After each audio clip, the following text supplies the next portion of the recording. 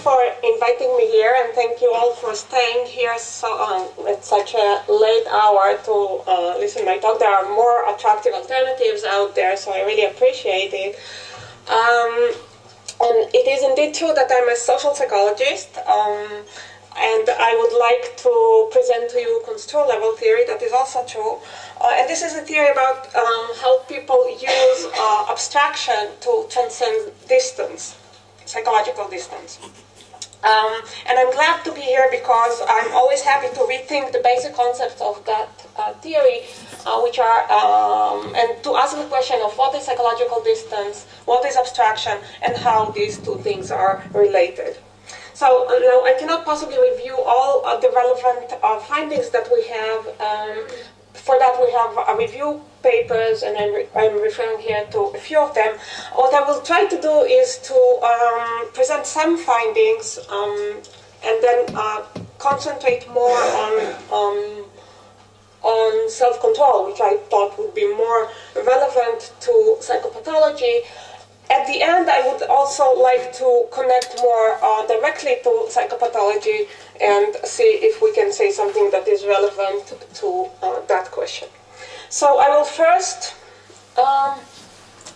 tell you in brief the structure of the theory, and then I will elaborate on each of these points. So this is a roadmap of the kind of the theory in a nutshell. We define psychological distance as divergence from the direct experience of myself here and now. We think that psychological distance is important because we need to transcend it, and that is because we care about things that are not me here and now. I care about what will happen tomorrow. I care about what will happen in my retirement. I care about what other people think of me here and now, whether these are friends or even strangers. I might consider things that are not factual but counterfactual. What would have been? What would have been if my talk was first this day and not last? What would have been if I were to be born in Africa and not in Russia, as I was? Okay, so how do people transcend distance? We do not see tomorrow. So how do we think about what is going to be tomorrow? And the basic idea is that we use abstraction or high-level mental construal to transcend distance. And this brings us to the question of what is abstraction, or high-level mental construal, which is the term that we prefer to use in social psychology. And we define abstraction as the process of reducing input to its primary invariant elements and omitting the secondary elements that are allowed to vary. And from that definition, it becomes clear why abstraction is useful in transcending distance. Because if you use an abstract enough construct, you manage to remain with elements that are invariant across distance, and therefore the abstract constructs travel better across distance than the more concrete constructs. And therefore, they are useful for thinking about tomorrow, for thinking about other people's perspective, and thinking about things that might have been but are not factual. So this is in a nutshell, and I will now look at these more closely. So we define distance as divergence from me here and now. And the idea is that our direct experience is very limited. It is limited to myself here and now. So we sense light, pain, hunger. We see things, we hear things pretty much in the same way as other animals do, or at least some of them. But as important as it is only a very small part of our lives. What concerns us are often things that are going to happen in the future. So I care about tonight's dinner. I care about what will happen a year from now. I care about what I'm going to teach next semester. I care about things that are not here. Like I might think about whether I forgot to turn off the stove at home, or I can think about the melting ice in Antarctica. I may care about what other people think about my talk, like what Ruvi thinks, or what even people that are much farther away from me, socially farther away from me, think about my talk.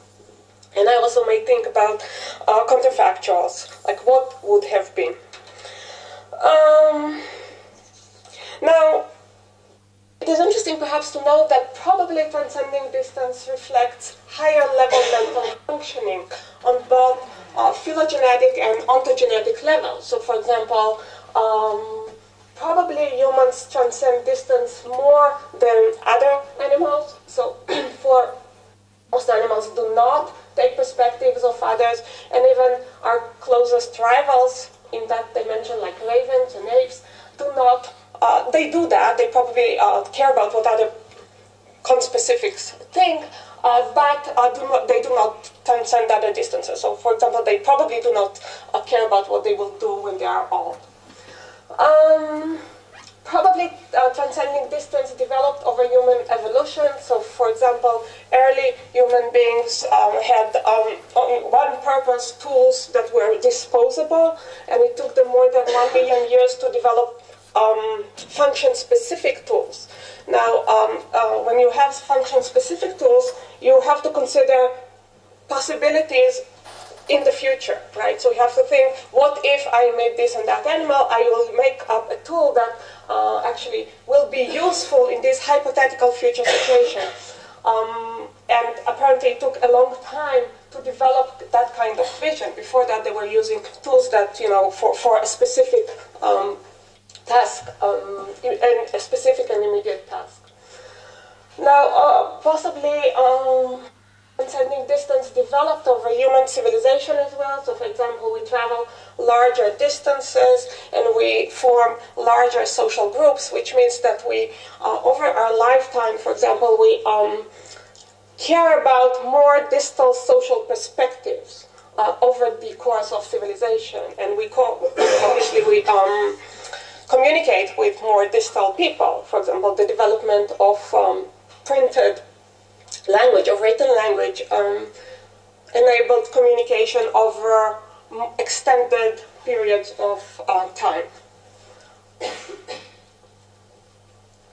It also develops from childhood to adulthood, so at some age children develop the ability of perspective-taking, social perspective-taking, and also, of course, the ability to plan for the future develops over the course of one's life, even after that time.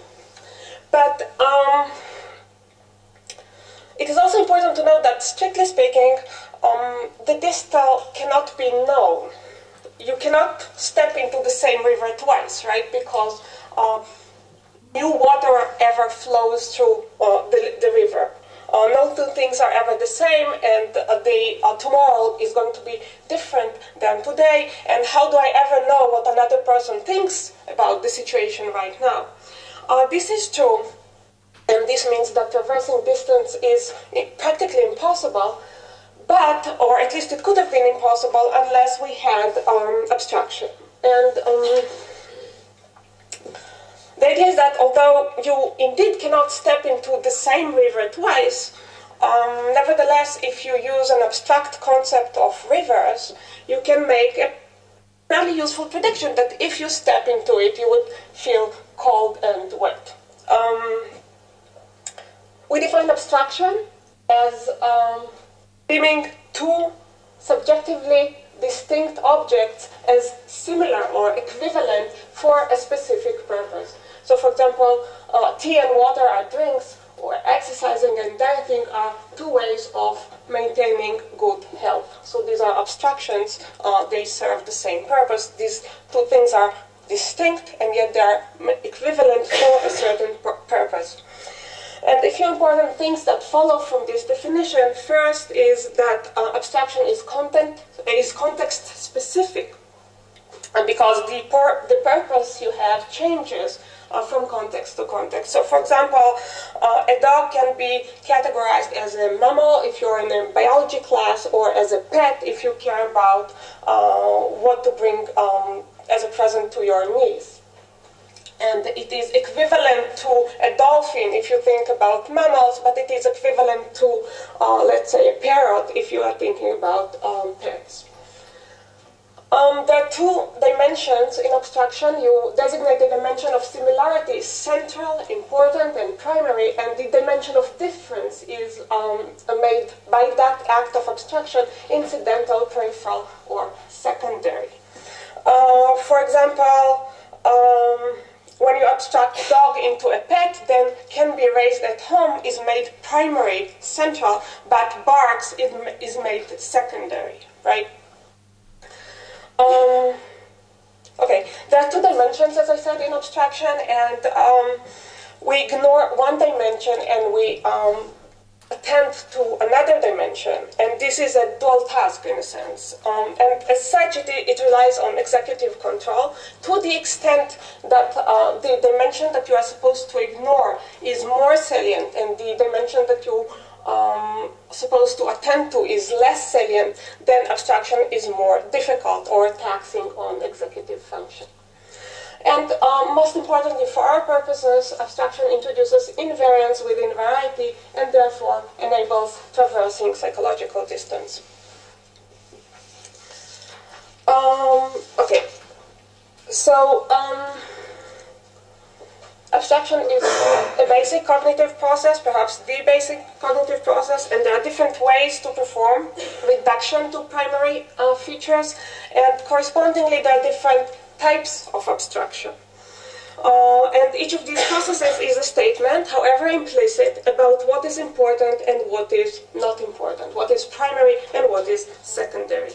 We form higher level of abstraction when we form broader categories, when we decide what is, when we see a gestalt and abstract a gestalt out of the element. In gestalt perception, you deem the elements of the gestalt secondary and their organization relative to each other primary. The decision on what is figure and what is context, what is ground and what is figure is also a decision on what is primary and what is secondary. For psychologists, typically, like, the people in this room are primary and the room itself is a secondary, is contextual, but I'm sure that if you bring an architect here, he or she might have a different perspective on that question. Goals are superordinate and they are more abstract than means. Desirability is more abstract, superordinate to feasibility, and that is because means follow from goals and not vice versa. Theories are abstractions, and symbols are abstractions over analog representations that are deemed to have a specification of some secondary incidental features. So a picture, for example, as opposed to a word, is bound to introduce some concreteness, to introduce some incidental features. So if you draw a dog, you are making a commitment about its proportions, right? But nothing, no information about the proportions of the dog is in the word dog, right? And ideologies, moral rules are abstractions because they're guides that are, they specify the reasons for our actions and they're supposed to apply over a broad range of contexts. So, distance introduces variance, and therefore to connect with more distal times, places, and perspectives, and also to think about alternatives, we need to apply more abstract or high-level controls. So, for example, the term food as opposed to pizza is more likely to apply to distal times in history, right? So, ancient Romans probably ate food, but we do not know if they had pizza. It is more likely to apply across different social groups. People whom we don't know, we better use more abstract terms when we communicate to them. It is more likely to apply to situations that are less likely to materialize and to, of course, places that are more remote. And this brings us to the main, or one of the main predictions of the theory, which is that more distal objects would be construed more abstractly on a higher level of construal. And from that also follows that decisions, evaluations, predictions, plans that pertain to more distal situations will be based on higher levels of control. Now,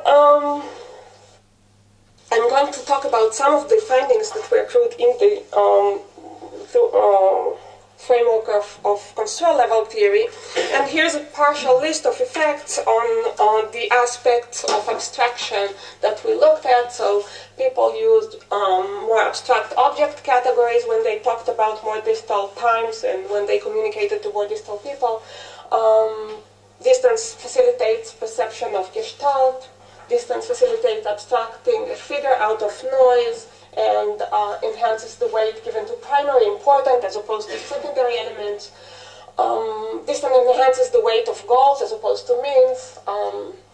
Distance enhances the clarity of the theories, so theories work better at a distance. Theories work better in other people's labs, and they work better in the future than in the present, and they work better in faraway places. And distal situations are perceived in terms of values, ideologies, and moral rules, but proximal situations are seen in more contextual and pragmatic terms. I'm going to talk in more detail about only these 2 points that are made here bold. What guided my selection of findings was that I wanted to show you similar effects of different distance dimensions, so similar effects of time, social perspective, spatial distance, and hypotheticality. And also I wanted to be a little bit more relevant to self-control, which is my second topic of choice. So this is the action identification questionnaire.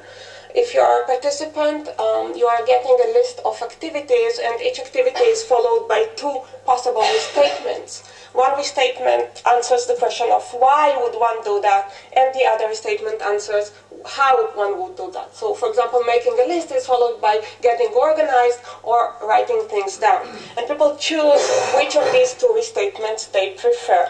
One of them, of course, pertains to a high-level control. Why one would do that pertains to the goals that are superordinate, and the other pertains to the means that are subordinate, low-level. And there are a number of those, 19, 25, depends on the version, and we simply count the number of high-level restatements, or the percentage of high-level restatements, rather. And over the years, this has been done with different distance dimensions, and these are results from 4 different studies, actually different papers.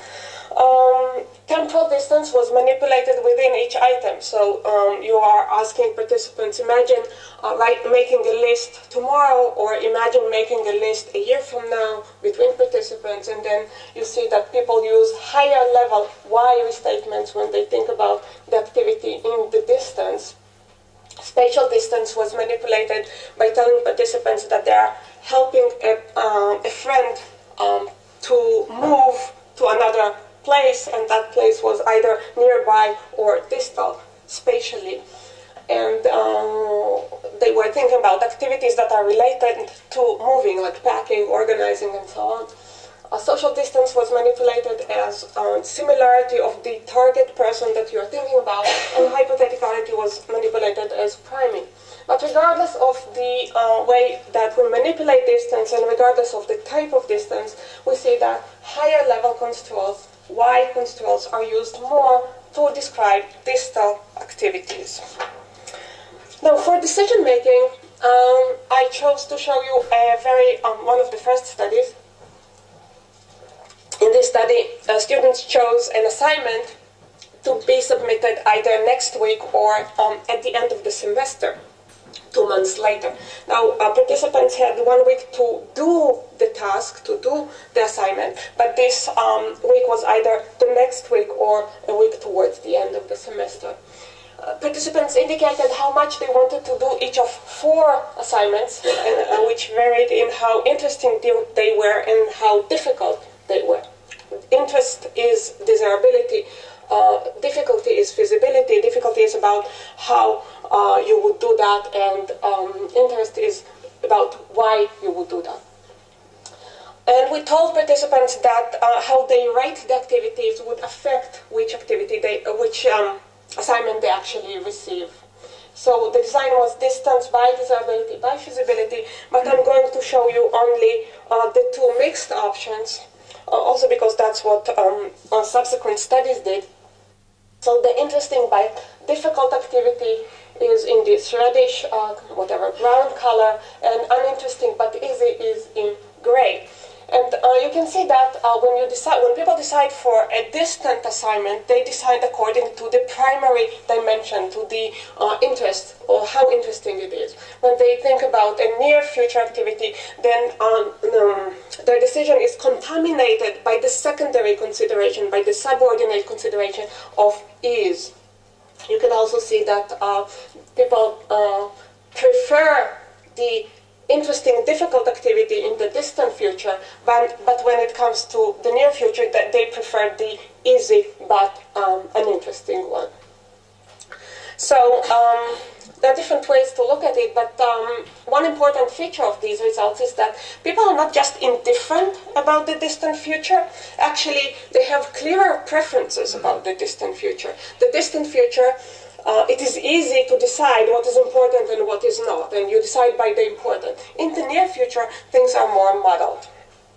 Or if you're into decision-making, intertemporal discounting, then you have intertemporal discounting on some options, but not on all of them. Not everything seems less attractive in the distant future than in the near future. So here's a replication by probability, and in this case, you are going to win a coupon if you do something, if you participate in some activity, and you are almost certain to win it, or not very likely to win it. Not very likely is distant on the hypotheticality dimension. Very likely is proximal on the hypotheticality dimension. And then people indicate how much they would work to get this coupon. And the coupon is highly attractive because it gives you 10 CDs, or not very attractive because it gets you only 1 CD. And also is easy to cash, so to speak, because the store in which you get the CDs is nearby, or difficult to cash because the store is far away. Now, what we see here is a main effect. So if you are not very likely to actually get the coupon, then it's less attractive. That's not very surprising. What is important here is that when the alternative is distal, less likely, then you decide by the primary dimension. But when it is proximal, in this condition, likely, then you decide by the secondary dimension, which is how easy it is going to get the CD. And here is a replication by social distance, in this case, manipulated as a similarity to self. When you decide for another person who is similar to yourself, you decide by ease. When you decide for a person who is dissimilar to yourself, you decide by desirability, by how interesting, in this case, a lecture is. Okay.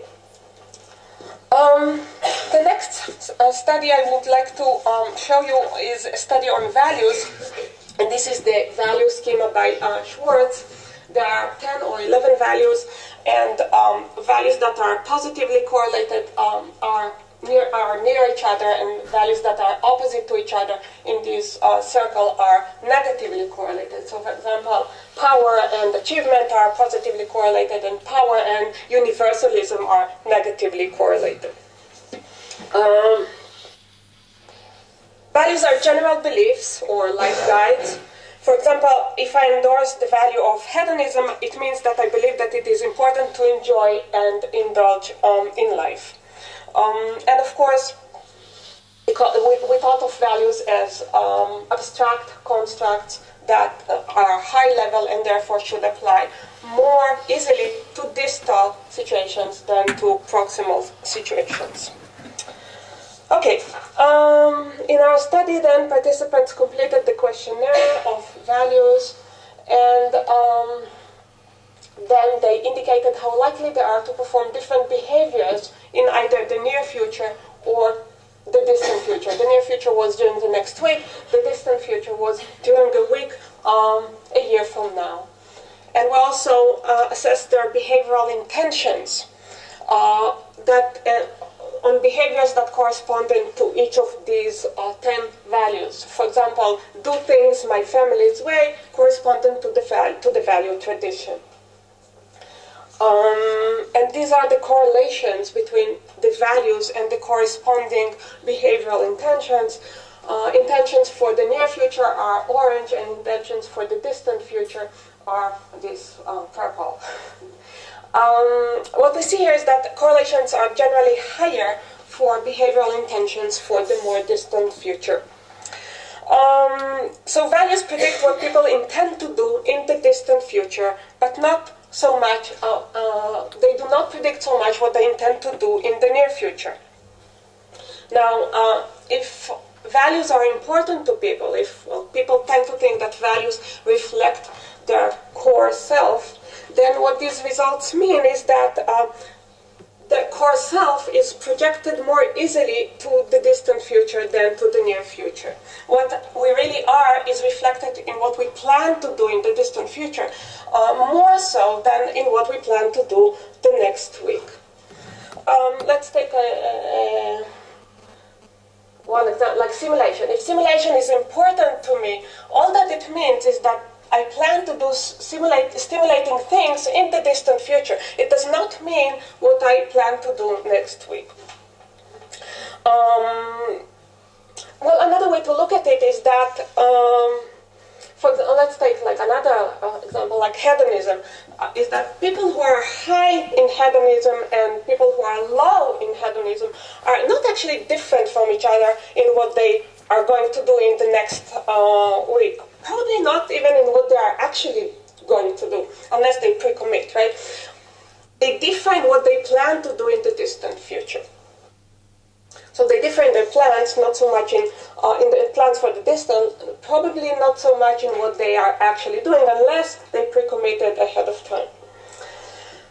Okay, and that idea has been also looked at with other distances. So, for example, with social distance, we know that advisors are more principled and less pragmatic than decision makers. So, we make more valued decisions when we advise others than when we think about ourselves. And also, resolution of hypothetical moral dilemmas reflected central values more than resolution of real dilemmas. And this is a recent study by people from my department. Okay, so far so good. Let me move now to self-control. So can we say something meaningful about self-control dilemmas? So here's the first problem. What is a self-control problem? What is a self-control conflict?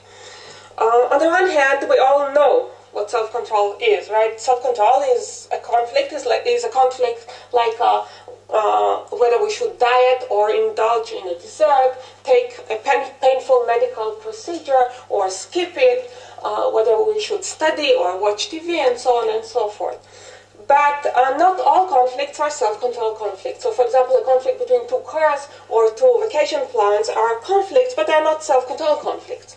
So, so what makes a conflict into a self-control conflict? And different answers have been proposed to this question. Here are some. Self-control dilemmas are conflicts between short-term goals and long-term goals. This is a very popular definition in economics, decision-making, and in social psychology, of course. So it is 100 today or 120 months from now, sooner, smaller versus larger, later dilemma. Another popular distinction or idea is that self-control is conflict is when affective, visceral, hot motives conflict with cold, cognitive. This is the affect versus reason conflict. So, for example, do I act on my rage and yell at my colleague? when I am angry, or control myself and try to respond in a more civilized and perhaps more useful way. Or if I'm hungry and I'm shopping at a supermarket, do I buy the good-smelling cookies or reason through what I plan to do for dinner and stick to my shopping list, right? This is the kind of conflicts that go under this definition. And another view is that self-control dilemma is a conflict between automatic or impulsive and controlled courses of action. And this is a very popular definition in the areas of cognitive psychology, because under this definition, tasks like STROOP or go-no-go tasks appear as self-control problems. So in a STROOP task, for example, you have an automatic tendency of reading the word, and you have to overcome it and come up with the non-automatic response of naming the word's color. So this is the type of conflicts that go under this definition. And these definitions are different from each other. They do not completely overlap. What is a self-control dilemma under one definition is not necessarily a self-control dilemma under another definition. So, for example, STROOP is not sooner, smaller versus larger, later, nor it is about affect versus reason. 100 today versus 120 is not about affect versus reason. So, what do all these definitions have in common, and can we come up with something better? And this brings us to the Construal Level Theory definition of self-control, which is that a self-control conflict is a conflict between a motivation that derives from a high-level control of a situation and a motivation that derives from a low-level control situation. When you act according to the high level of control, you exert self-control, and when you act according to the low level of control, you succumb to temptation. So what does this definition include?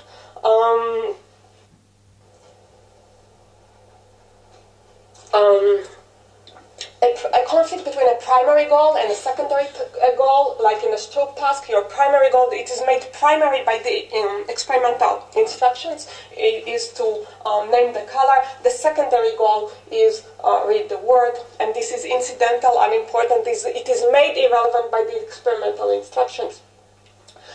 Desirability is superordinate to feasibility, so undertaking an interesting, difficult task or a boring, easy task is a self-control dilemma under this definition.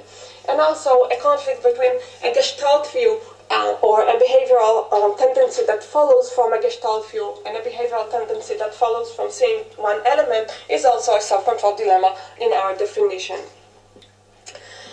Okay, what follows from this is that we predict that distancing in time, space, social perspective, and probability would promote self-control. And we also predict that a high level of control would promote self-control. And in the rest of my talk, I'm going to talk about these two effects. So, effects of distance on self-control. So we are obviously not the first ones to show that psychological distance enhances or helps self-control. Here is a simple and well-researched self-control dilemma. One apple now versus two apples later. Sooner, smaller versus larger, later. People know that two apples are better, but nevertheless, they cannot resist the temptation of getting something now, and when you give them that dilemma, they oftentimes prefer the one apple now.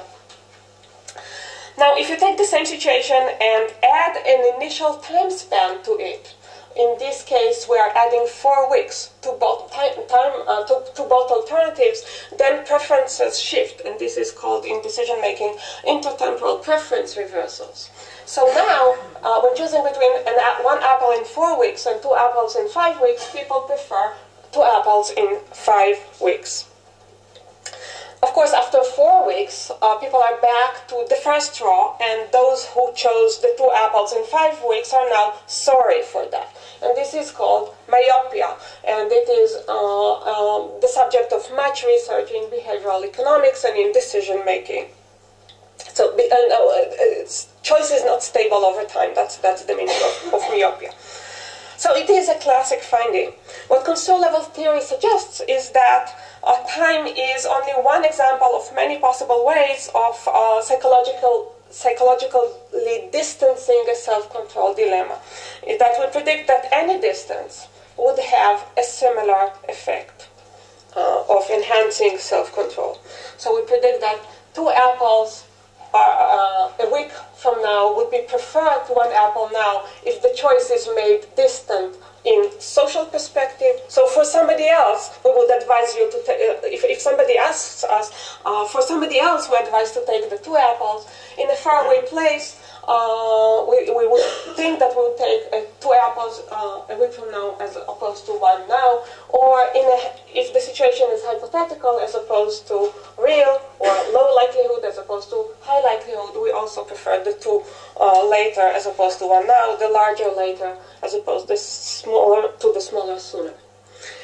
So here are some studies that showed exactly this. People prefer, when you give them a choice between $50 now and $65 in 3 months, they prefer, only 49 of them take the larger later option. This study was run in New York City. But if you shift that spatially, then you say that the money will be cashed by a bank in LA, then all of a sudden the rate of choosing the larger later, the 65 in 3 months, increases. Also, if you make a choice for another person, the choice of larger later increases. So if you are conflicted between taking 50 now or 65 in 2.5 months, then only 46 choose the larger later when it is them, but when they advise somebody else or make the choice for somebody else, they make the rate of choosing the larger later increases to 75, and of course also myself later. This is the classic preference reversals finding. Okay.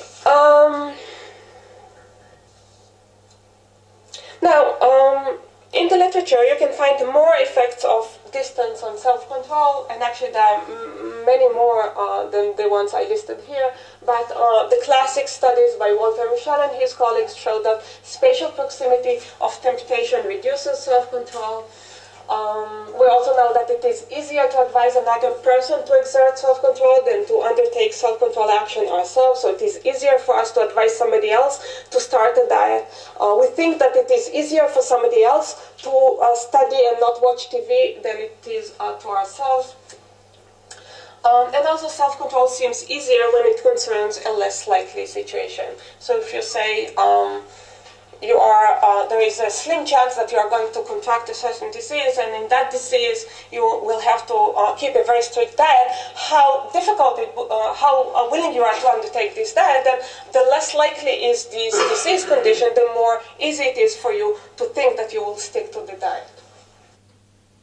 Okay. Now what about effects of level of control on self-control, which is of course the other prediction that we make. In a study that we did, we primed participants with either high level or low level of control, and then made them indicate the dollar value of different outcomes that were either immediate or delayed in time. To prime level of control, we made them repeatedly answer why questions. For example, maintaining a good relationship. We ask people, so why would you do that? Then they write something like, in order to feel connected, and we keep on asking them why.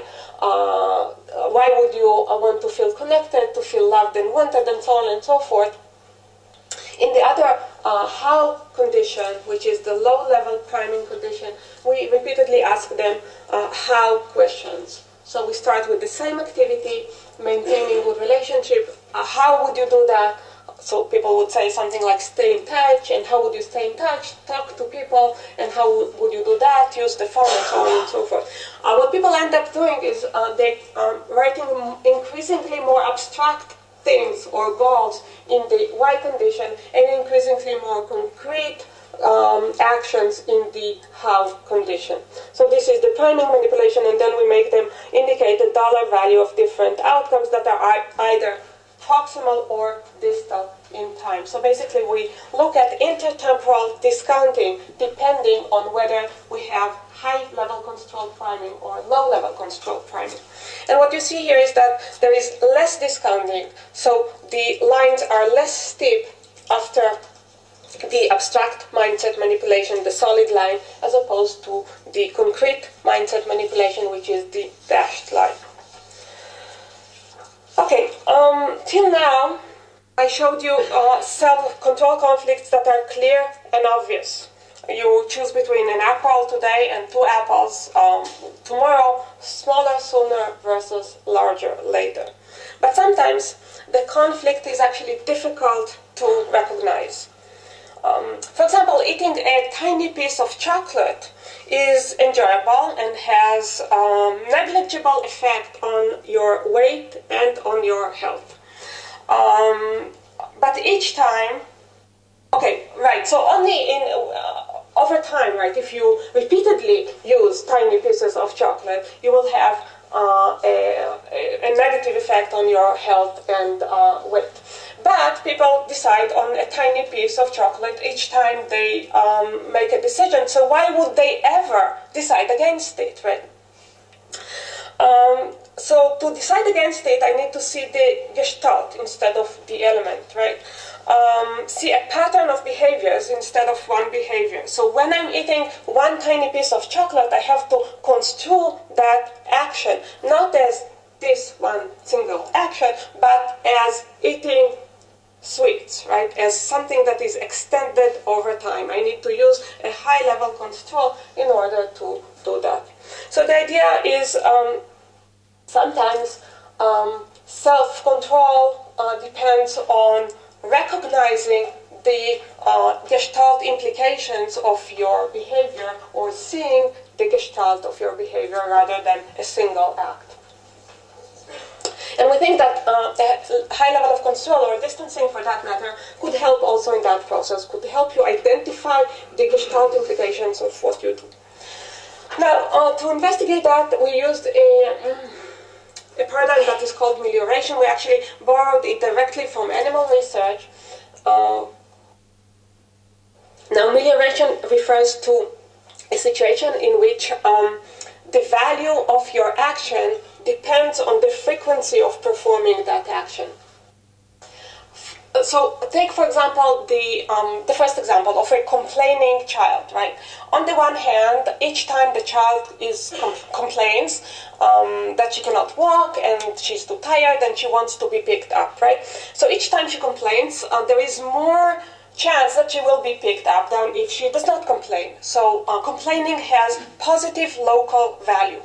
On the other hand, each complaint wears off the efficiency of further complaining. So each time she complains, this has negative general value. So it has negative value in the long run. So complaining has positive short-term value and somewhat negative long-term effect. Or, to use another example, if you do not know touch typing and you want to practice it, then each time you try touch typing, then you are slower than without trying it. So it has negative local value. On the other hand, each time you try it, you are better at it. So you practice it and then it becomes less aversive next time. So it adds positive value in the long run. So the question is, are people able to see these long-term effects of their actions, of the frequency of using their actions? Well, okay. The short answer is no, they cannot. People meliorate, animals meliorate, which means that they do the action that is locally good and globally bad. So they complain, they avoid touch typing. Animals do that, and in animal research it has been used to demonstrate that actually animals choose the behavior, they do not choose the behavior that maximizes return, they choose the behavior that maximizes local return. Yeah, that's Herenstein and Racklin work on pigeons mainly. But people do that too. So it's very difficult to get people avoid melioration or appreciate the global effect of their action. So in our study we helped them a little bit. I'll show you how in a minute. If you were participants in our study, this is what you see on a screen. You choose to press hopper A or hopper B. For each press, you get something. It appears on the screen. And also you have a total return, which accumulates over the trials, what you got so far. What is important in this task is that is how the outcome of hopper A and hopper B is determined. If you press A, then you get n plus 1 points, where n is the number of A presses in the previous 5 trials. So if you keep pressing A, you increase up to 6, and then you stay at 6. Why 6? Because in the previous 5 trials you pressed 5 times A, and plus 1, it gives you 6, and you stay at 6. Hopper B gives you n plus 3, and n is the same n. N is the number of A presses in the previous 5 trials. So if you shift to B early on, you get more than you would get if you pressed A. If you shift to B later, you also get more. Right? You reach the 6th plateau, and then you press B, you get 8 instead of 6. But then what happens is that n goes down, right? Remember that n is the number of A presses in the previous 5 trials. So now for the next 5 trials, you are going to get 1 less. And if you keep pressing B, then eventually you will go down and down and down. Or if you then switch to A, you pressed 1 time B and then switch back to A. Now A gives you only 5 because n was reduced by 1, right? So each B press is locally better, but globally is worse. Why is it globally worse? Because it reduces what you get in the next 5 trials. So this is the paradigm that we used. As I told you, we borrowed it from animal research. A is the self-control option, is the globally maximizing option. B is the temptation, is the locally better alternative. And animals meliorate, they never recognize the advantage of pressing B. Humans, if you don't tell them, also never recognize it. So we told our participants that what they get from pressing something might depend on the frequency with which they use that alternative. And we manipulated level of control as basically as chunk size. After X trials, we gave participants a summary of their last X trials. And we varied X from 5, 15, 75 to 210. And we thought that larger segments represent a high level of control, like applying broader categories to experience. This is actually interesting in experience accumulating. So you stop to think about what you have done so far, and the question is, so far, how long? Like you stop to think of what happened to you in the past day, or in the past months, or in the past lifetime, right? And that, from our perspective, is a manipulation of level of control. It's the chunking of your past experience. Now, it is important that we do not provide people with new information at this stage. So, actually, they know what they did in principle, right? So we remind them, but it's not that they don't know it. And they also see what they get from each press. But nevertheless, we provide a summary. And this is the rate of A presses as a function of the chunk size or as a function of our manipulation. And you can see that people are better at choosing the globally maximizing option as a function of chunk size. And here is the same result, but over the course of the experiment. These are chunks of 5 trials each, just to smoothen it up a little bit. And again, the dependent measure is the rate of globally maximizing A choices. And you can see that all the groups start at approximately the same time with the same rate, which is 50%, and then they get better at choosing the A globally maximizing alternative, but the rate of accumulating this experience, this correct experience, is higher if they use larger segments. Okay. This is another study in which we manipulated distance. In this case, it was probability. So people played what they believed was a demo of a real game that will follow with high probability in the proximal condition or low probability in the distal condition. And people perform better when they think that the real task is less likely to follow. Okay. So, I think what these results demonstrate is that high level of control or psychological distance can help you identify a self-control dilemma. In this task, it is not a problem to control an urge. So if you tell participants, listen, this button gives you 6 points and this one gives you only 5, it's not the problem for them to control the urge of pressing button B and sticking instead to A. That's not the problem. The problem is to identify the global value of pressing A because